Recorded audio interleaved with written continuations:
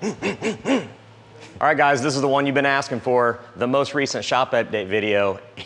I don't even know when the last time we did one of these, but I think you're gonna be happy with what's going on in the shop now and some of the projects and even some of the tools that we've got. There's a lot of exciting stuff going on, so let's get started on it right now.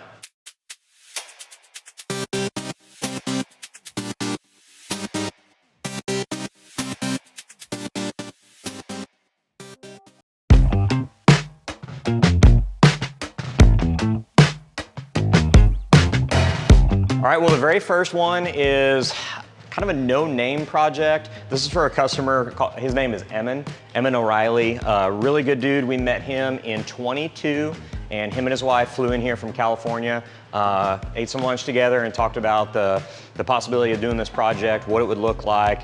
They already had a running driving truck, like kind of like an eBay truck or a truck that he bought from like one of those online sellers that already had like a 5.3 and some CPP stuff on it. So they were able to continue driving that thing over the last couple years while we ordered the chassis, had Don Hardy build a motor, and acquire some of the necessary things to actually do the project. So throughout finishing up other vehicles that were in queue, we got all that stuff, and actually just yesterday started on this project. So we drove that truck in here yesterday, and this is where we're at after 2 days or a day and a half worth of work. So the full video coverage will start on the next video for this truck here. So right now we're calling it the Copper Dragon. It's probably a dumb name, and we'll come up with another one, but so that's this truck. The chassis for this is over here, and we have seen that in other videos. I have posted some of it on our social media stuff. It's a No Limit IRS chassis, and then Don Hardy has built a dart block, dart head 427 with a Gen 5 Whipple, which he should be dynoing like this week or next week. So that'll be coming in here pretty quick. So really excited about that project. We'll peek at that chassis before we leave this room, but you guys have seen this also over the last couple years.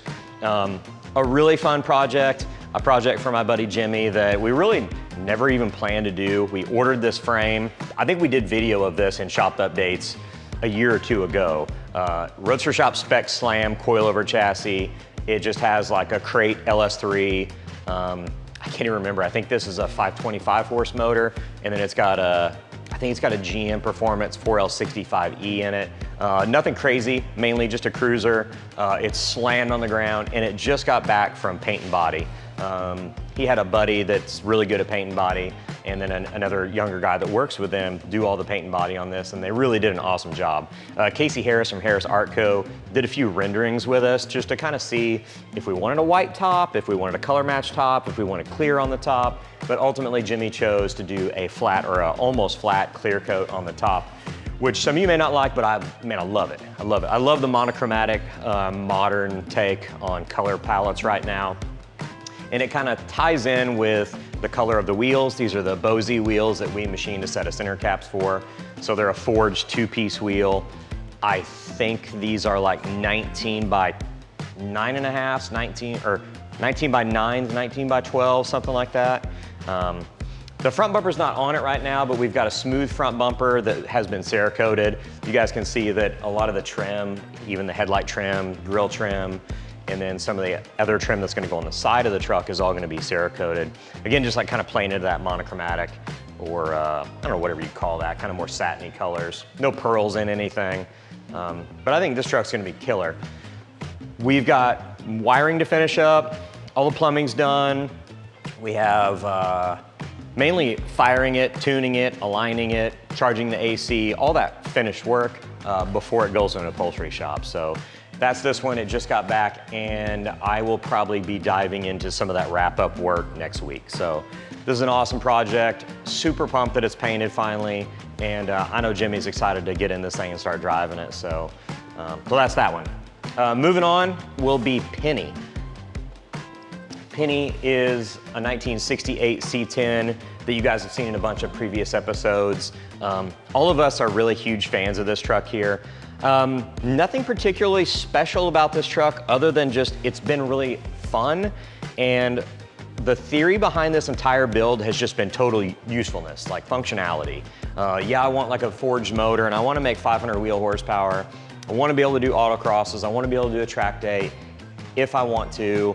but my wife wants to drive it to dinner with her girlfriends. I want to take the boys to ball team practice. I want to go to games in it, drive it to work, whatever. So it's been fun to do this one. And I've kind of came up with different ideas on how to do things in this truck, which if you guys know me or been following me for very long, like what I really enjoy is like coming up with different ways to do things, like theorizing where to put the battery that's more accessible, or I don't know, where to put the coils, or any of that stuff is just really fun to me. Just kind of doing a little bit of outside the box thinking. And this one's finally up and running. Well, 3 days ago I fired this thing for the first time, so.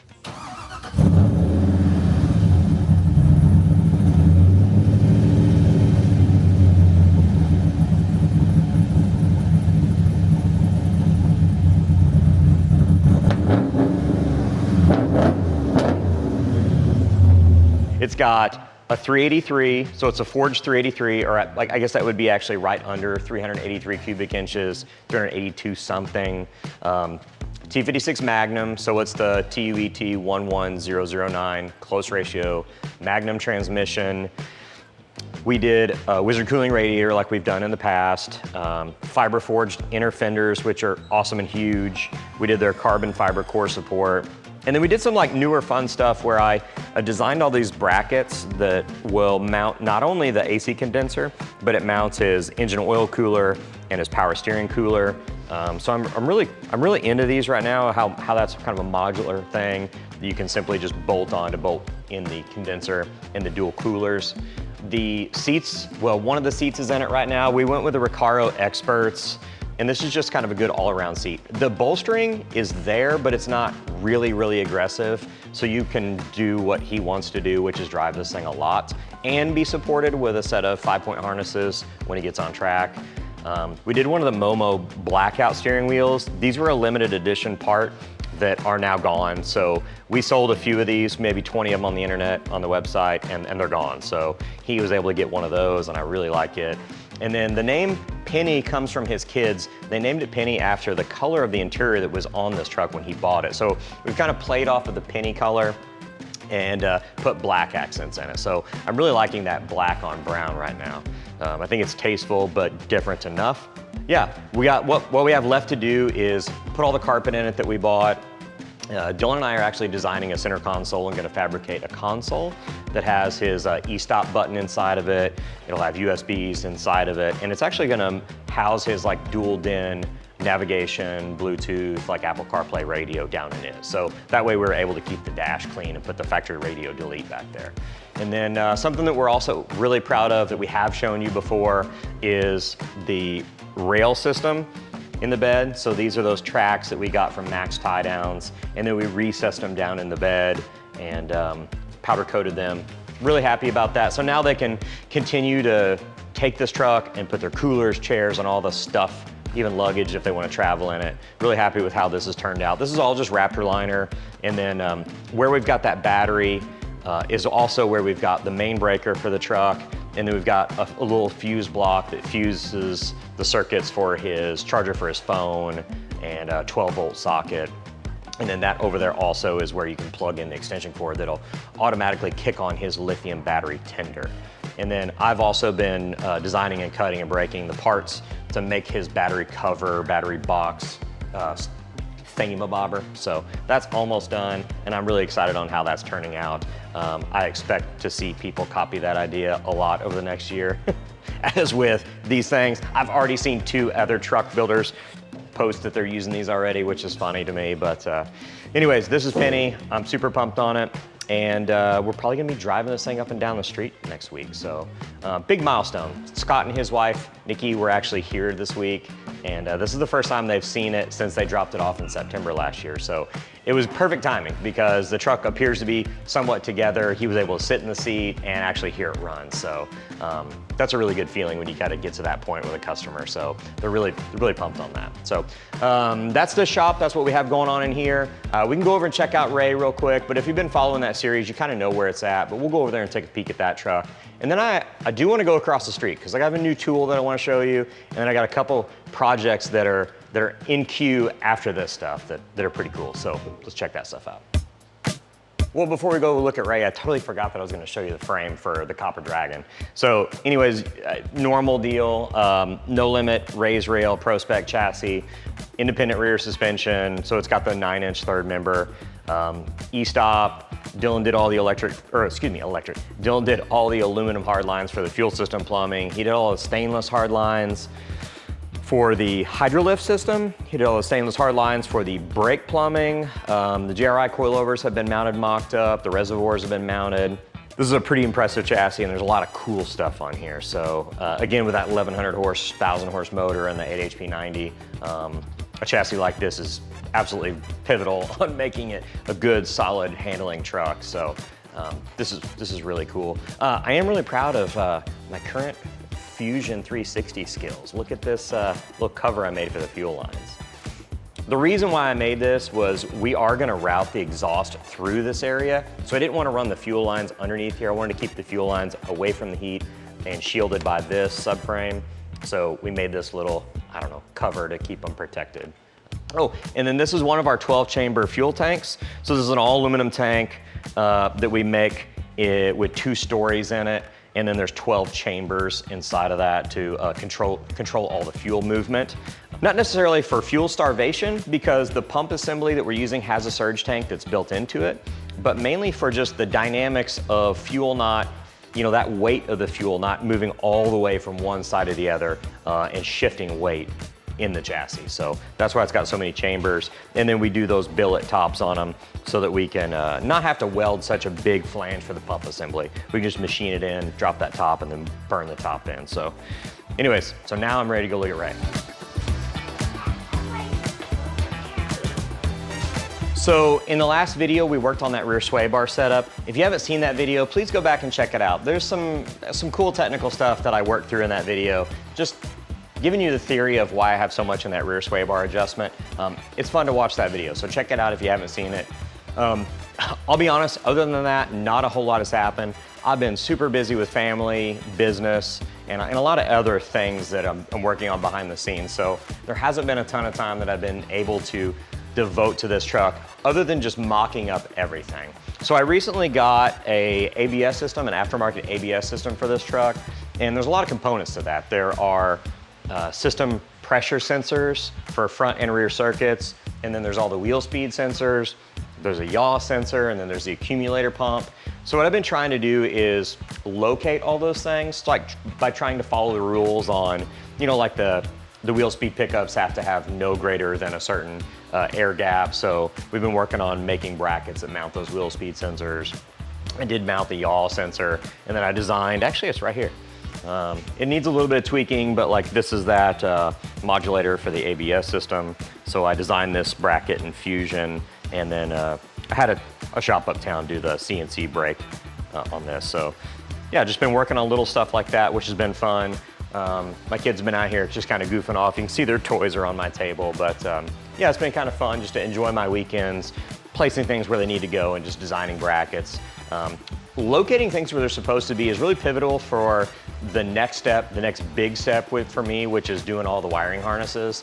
I need everything to be in the exact location that it's gonna be, so that when I start measuring all the loom links, I can document all that stuff accurately and then start actually pulling wire. So that's what I've been working on. So not a lot of progress on Ray that you can see.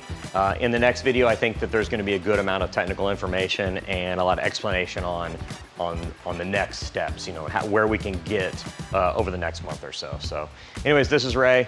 Alex is over here doing a killer job. He's our e-commerce guy. You've seen him before. Give us a smile, Alex.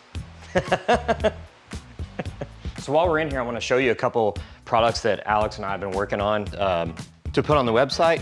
It's nothing really big. Well, he has actually been listing a lot of stuff on the website. And a lot of this stuff is simple solutions that not everybody may know about, or like a good solution that I find interesting, or like a cleaner way to do something. So that's why we've been kind of creating them as packages and put them on the website. But unless you guys start like digging really through that website, you may never see some of this stuff. So maybe this is a good opportunity to talk about some of them. This one here is really simple. The problem, or maybe not even a problem that I was having, was coming up with a really clean, tidy way to fuse cooling fans, electric cooling fans. So a lot of times we'll use brushless, and even a lot of you guys will be using brushless fans or even traditional brush fans, which do require a relay. But the power in to either the relay or power into the brushless fan, it has to be fused. And a lot of those fans will randomly pull up to 40 amps. So, you know, in the past we've used circuit breakers, which are fine, but they're pretty big and bulky. We have had a tendency to find them where they wear out, or people will accidentally hit the reset button and shut the fan off. So anyways, this is the current thing that I've come up with that I really, really like. And we've done a couple of these recently. So this is a power distribution module that is just a fusible link holder. So we're selling these on the website. It's completely weatherproof, and we're gonna sell them with two 40 amp fusible links. And you run one power line into this, so you can run like an 8 gauge power from the battery or from the starter, wherever you want, into this, or even mount this up by the battery. And it's got a little tie bar in it. Here, I'll tell you what, I'll open this up. And you can see how good this seals. So you run your main battery cable in, and it does come with the seal to seal that. It comes with two different size seals for the output wires, but it's got the little bus there. You put the little 40 amp fusible links in, and then you can run your two wires out that go to your fan relays or your brushless fans, and then it'll come with all the stainless mounting hardware to mount it to your either stock frame or an aftermarket frame. So this is something that's really good, or really cool, and will be very convenient for a lot of you DIY builders that are doing it at home. You don't have to figure out some cleaner way to do this. It's fairly inexpensive. It's 60 bucks, but these are really high quality products and pieces, and even the hardware is stainless. So this is something that we've been working on. These are a lot, Alex is packaging a lot of these and putting them on the website. I'm gonna grab one of our IAT sensors. For the last few months, I've had a lot of people asking about what intake air temp sensor they should use with whatever Holley standalone or Haltech or whatever that they're using. And what we've done is we've made a little kit that comes with a genuine AC Delco intake air temperature sensor that you would put in the air intake pipe. And it even comes with the perfect grommet, so you can drill a 3/4 inch hole in your air intake tube, put the grommet, pop the sensor in. So I'll show you one of those real quick. So here's one of those kits. Again, not expensive, and it's convenient for you guys. You don't have to go finding a grommet, and especially these grommets, you gotta buy 100 grommets at a time, so we bought 100 grommets. So this is that sensor with the grommet. They're $35.99, you can grab these on the website. So take a look around our website. We're constantly coming up with little solutions that make life easier for you DIY builders. So these are two really cool ones that I've been happy to do. Look in the EFI section. We're starting to add a bunch of stuff. We put replacement O2 sensors in there. We put pressure transducers and thermistors and intake air temp sensors. So we're doing a lot of that stuff too. So if you guys don't see something on the website that you have been looking for or maybe have a question about, just send an email. Sean, Alex, me, we'll respond to those emails too with any questions or suggestions on what you should use. So anyways, thought I'd talk about a couple of these things. So before we go inside, I want to show you what I'm so pumped about. This is the new tool I was kind of teasing you about. If you saw in Corey Ivy's video, that dyno that I was on at my buddy Jimmy's shop, the day that we were there wrapping up that tune on his dyno, he was like, hey, I think I'm going to sell my dyno. And I was like, oh, great. Well, I feel that way because there's no dyno very close to us. So the ability to use his dyno was really awesome since we're only like 20 minutes away. So at the end of that conversation, I was like, all right, well, I guess I'm buying your dyno. So that's what I bought. So I've got his dyno. He bought this dyno brand new in 18. And honestly, Jimmy didn't use it a ton. You know, I mean, he's not like a quote unquote like tuner. They don't do a lot of that stuff. So, you know, for the age of it, there's not a lot of runs on it. I've got this baby all strapped down, so you can't see a whole lot of it. But this is like 2,500 wheel horsepower capable. It's got an eddy brake. So I got the dyno, I got all his straps, I got the computer, the printer, I've got wideband sensor, everything that would ever come with a dyno I got. So now when we go inside, I'll show you, we're gonna put it in this new building, we're gonna build a dyno room in there. So you remember I was talking about we're gonna build that apartment inside. Well, next month they're gonna come and start finishing out that apartment for some of our sublets that come in here and stay with us. But next to that apartment, we're we're gonna build like a soundproof big dyno room. So just for convenience sake, we'll be able to use the dyno here at our location. So if we have an issue like that AC compressor that failed, you know, we'll be able to just fix it and go right on with our business of tuning. So really pumped about that. Feels like a very big hot rod shop purchase. Something I never thought that I would actually own, but I'm very, very excited to be able to use that here at the shop.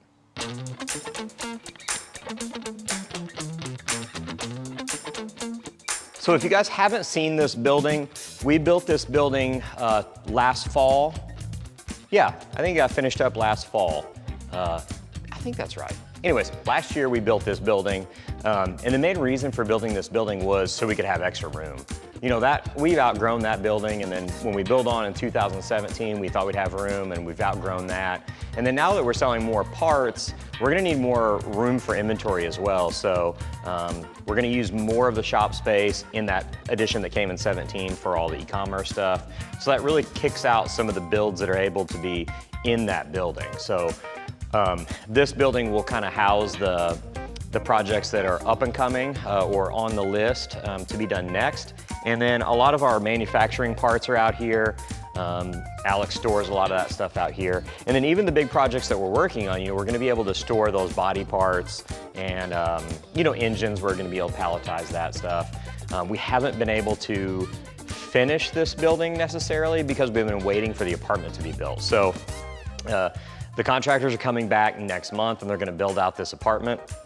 And if you guys haven't seen me talk anything about this building, what it is it's 14-foot walls, and I think it's 52 feet by 60.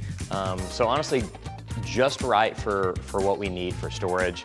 Typically my camper is over here and I'm able to plug it in, and there's a drain where I can flush the tanks, and there's water over here. So the camper stays here for most of the time. It's out right now because, well, Hunter is staying in it. So it's out in the shop, or it's out in the yard. So that leaves us storage room for vehicles. And then that dyno room is essentially gonna be where this white 68 truck is. So from that pole to that pole and all the way to the ceiling, this will be like a big soundproof room, and we'll have exhaust, and there won't be any HVAC out here, but we'll just be able to open that door wide open and allow the exhaust to pull all the exhaust out of here. So as opposed to putting the dyno in the ground, we're gonna leave it anchored to the concrete on top of the concrete. And just for storage sake, we're gonna put a 4-post drive-on lift here. So what we'll be able to do is get a truck in here on the 4-post and then back it up onto the chassis dyno and secure the vehicle like that. And then in the case that we're not using the dyno, which is 90% of the time, you know, we'll be able to stack vehicles right here and keep some storage, usable storage in this area. And then that apartment,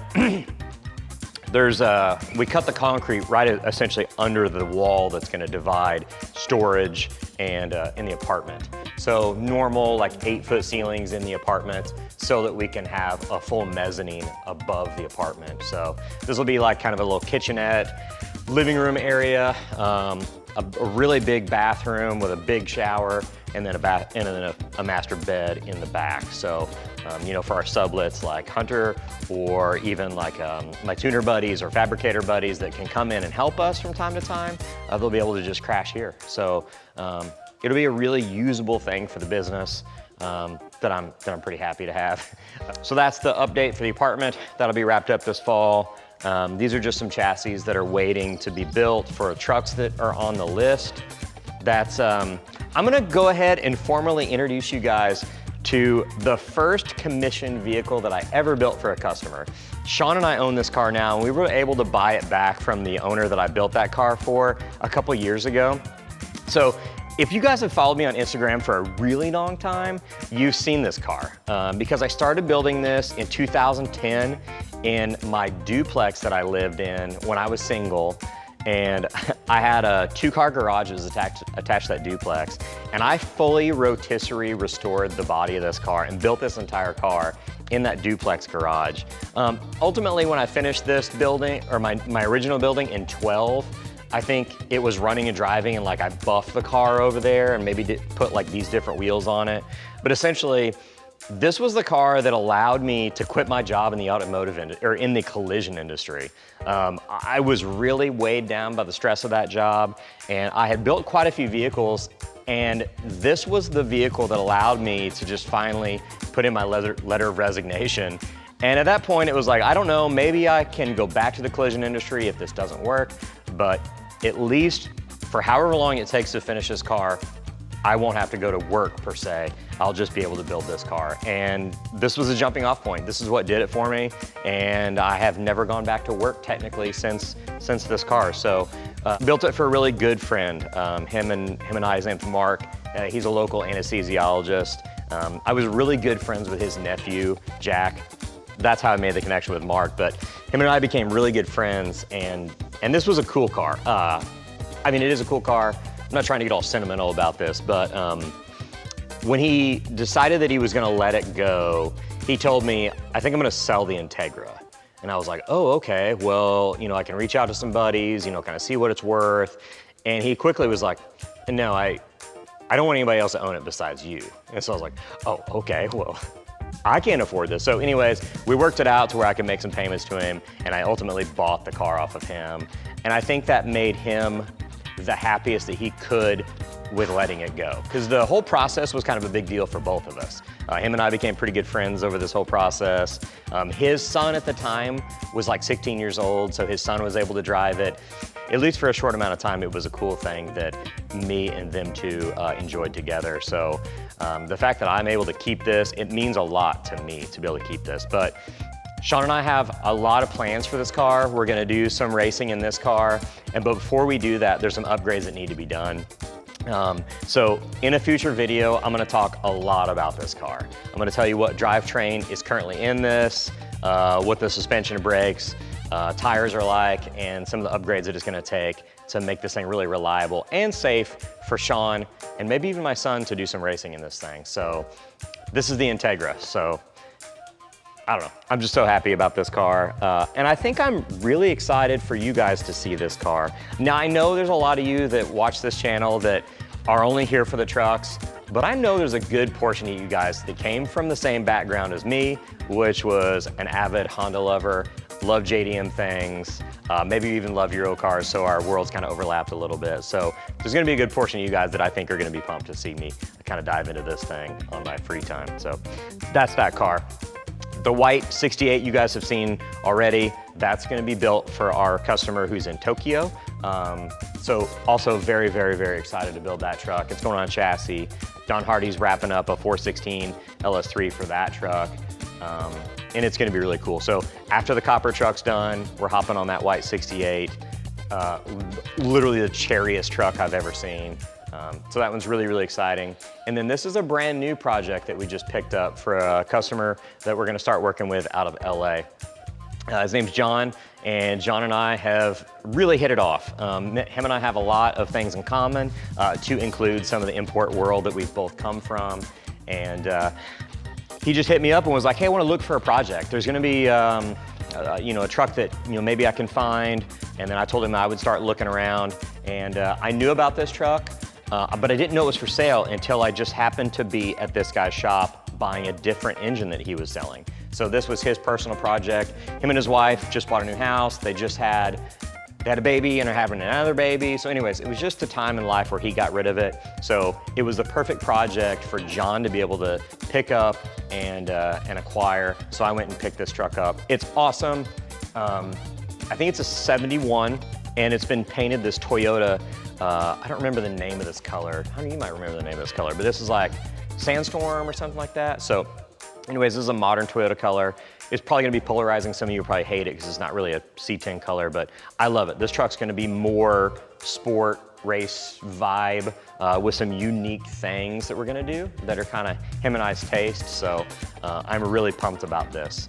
We bought this truck with a whole pile of parts. So there's a used LS3, a T56, and a lot of stuff that we're actually trying to sell that we aren't gonna use. We're essentially just gonna be using the body of this truck. So we're gonna let go of a lot of that stuff. And then over the next couple of years, him and I are gonna devise the perfect plan for this. And honestly, just in the last month, him and I have really gotten involved with like painting a mental picture, so to speak, of what this truck's supposed to be when it's done. And he's got some friends, they're gonna kind of partner in this with us. So a lot of excitement around this truck project. So anyways, guys, that's about it for this shop walkthrough update series. A lot of stuff going on in the shop that I'm really excited about. This building I'm happy about, the apartment being done, the dyno room, a lot of really cool things. And I really appreciate you guys following these videos. It helps us a lot if you could like them, subscribe to the channel, and even make some comments on what you want to see. Comment on how much you hate import cars, whatever it is. But thank you so much for watching this video. We'll see you on the next one, which will be about the Copper Dragon. See you later.